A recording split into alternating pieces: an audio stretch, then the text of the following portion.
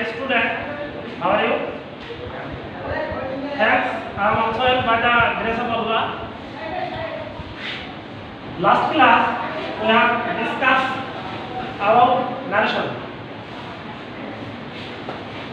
গত ক্লাসে আমরা অ্যাসার্টিভ সেন্টেন্সের ন্যারেশন নিয়ে আলোচনা করেছিলাম। আমি আশা করছি তোমরা এই বিষয়ে ভালোভাবে বুঝতে পেরেছো। তারপরেও যদি কারো কোনো কোশ্চেন থাকে আমাকে বলবা, আমি চেষ্টা করব সেটা সলভ করার।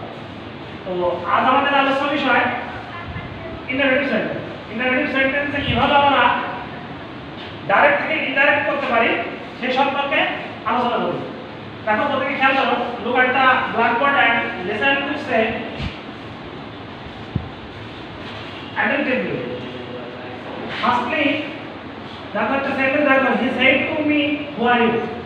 আরেকটা সেন্টেন্স খেয়াল করো, he said to me what is your name.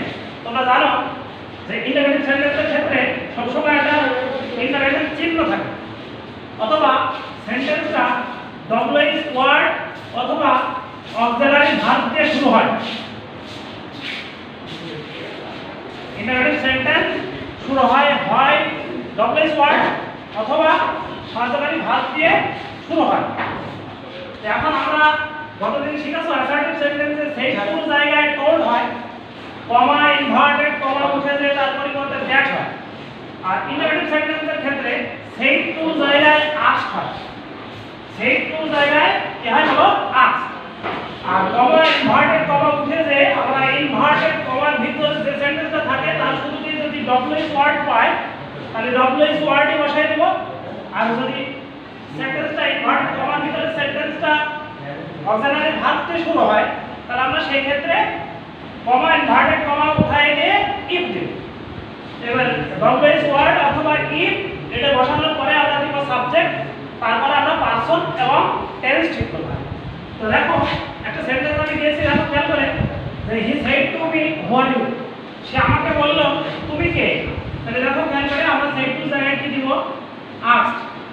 তাহলে হি আস্কড মি হু, তাহলে ইউ বলতে সেম পারসন থাকলে অবজেক্টকে নির্দেশ করে, তাহলে ইউ বলতে আমাকে বুঝিয়েছে। তাহলে হু আই, আর এখানে আর প্রেজেন্ট টেন্স আছে, রিপোর্টিং ভার্ব যদি পাস্ট টেন্স হয় তাহলে রিপোর্টেড স্পিচের ভার্বও পাস্ট টেন্স হয়ে যায়। তাহলে হি asked me who I was. বুঝতে পেরেছো বিষয়? দেখো পাস্ট টেন্সে খেয়াল করো, he said to me what is your name. তাহলে আমরা কি দিতে পারি, হি আস্কড মি হোয়াট, এবার দিয়েছে দেওয়া আছে হোয়াট ইজ ইওর নেম, তাহলে আমার নাম জানতে চেয়েছে। তাহলে সেই ক্ষেত্রে এখানে অবজেক্টিভ নিয়ে আসো, তাহলে ইওর নেম বলতে মাই নেম আমাকে বুঝিয়েছে। তাহলে হোয়াট মাই নেম ওয়াজ। পরে একটা সেন্টেন্স আছে খেয়াল করো, he said to me where do you live. সে আমাকে বললো যে তুমি কোথায় বাস করো। এই সেন্টেন্সটা কি দেওয়া যায় বলো, he asked me where, you বলতে আমাকে বুঝিয়েছে, তাহলে হোয়ার আই লিভ। সে আমার কাছে জানতে চাইলো যে আমি কোথায় বাস করি। তারপরে সেন্টেন্সে খেয়াল করো, he said to me how are you. সে আমাকে বললো তুমি কেমন আছো। তাহলে কি দেওয়া যায় বলো, he asked me how I was. বুঝতে পেরেছো এটা? দেখো পরে একটা সেন্টেন্স খেয়াল করে দেখো যে এই সেন্টেন্সগুলো বললে প্রত্যেকটা ডবলইস ওয়ার্ড যুক্ত সেন্টেন্স। এবার একটা সেন্টেন্স আছে দেখো অক্সিলারি ভার্ব অর্থাৎ আর দেওয়া আছে। তাহলে কি দেওয়া যায়, সেন্টেন্সটা আছে the teacher said to me are you ill. শিক্ষক আমাকে জিজ্ঞেস করলেন যে আমি কি অসুস্থ। তাহলে আমরা কি দিতে পারি, দেখো the teacher asked me if I was ill.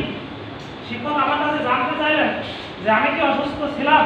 তাহলে লক্ষ্য করো গতদিন আমরা ডাইরেক্ট থেকে ইনডাইরেক্ট করেছিলাম অ্যাসার্টিভ সেন্টেন্সে, আর আজকে আমি আলোচনা করলাম ইন্টারোগেটিভ সেন্টেন্সে। ইন্টারোগেটিভ সেন্টেন্সে কিভাবে আমরা ডাইরেক্ট থেকে ইনডাইরেক্ট করতে পারি। তাহলে এই সেন্টেন্সে খেয়াল করে দেখো লাস্ট সেন্টেন্সটা, যে he asked me if I was ill. তাহলে that is asked me if I was ill. শিক্ষক আমার কাছে জানতে চাইলেন যে আমি অসুস্থ ছিলাম কিনা। আমি আশা করছি প্রত্যেকে বুঝেছো। তারপরেও এই বিষয়টা বাড়িতে একটু প্র্যাকটিস করবা, আর যদি কারো কোনো সমস্যা থাকে তাহলে আমাকে বলবা, আমি চেষ্টা করবো পরবর্তীতে তোমাদেরকে হেল্প করা। Thanks for everybody. Number today see you again.